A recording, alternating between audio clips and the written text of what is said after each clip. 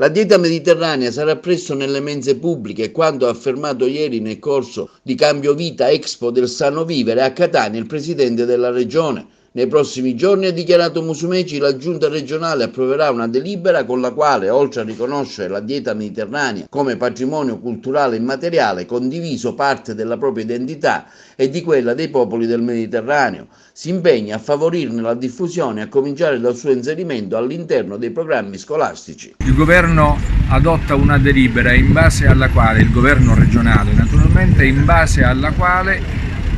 nelle mense pubbliche, quindi a cominciare da quelle ospedaliere per finire quelle scolastiche, bisogna utilizzare prodotti locali, possibilmente biologici, rientranti nel perimetro definito dalla dieta mediterranea. Prodotti che consentono di poter, da un lato, migliorare la qualità del cibo, dall'altro una ricaduta positiva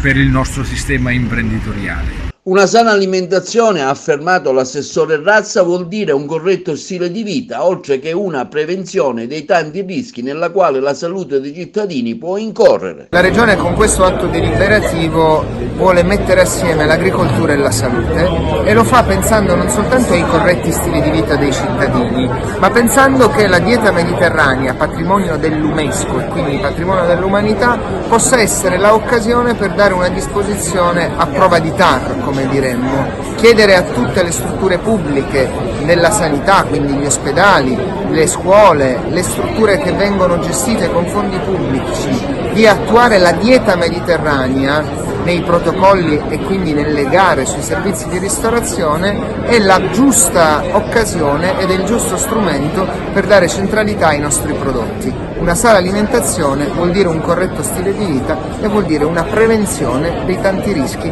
che la salute dei cittadini può incorrere. Lo diciamo in una regione che ha il 47% della popolazione in situazione di obesità,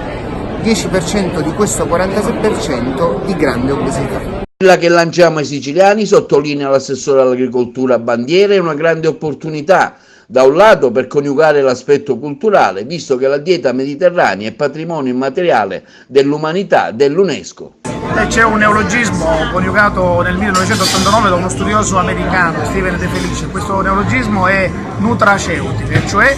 il mettere assieme, per quanto riguarda un prodotto alimentare, gli aspetti nutrizionali, il valore nutrizionale con il valore farmaceutico e quindi terapeutico. Se questo lo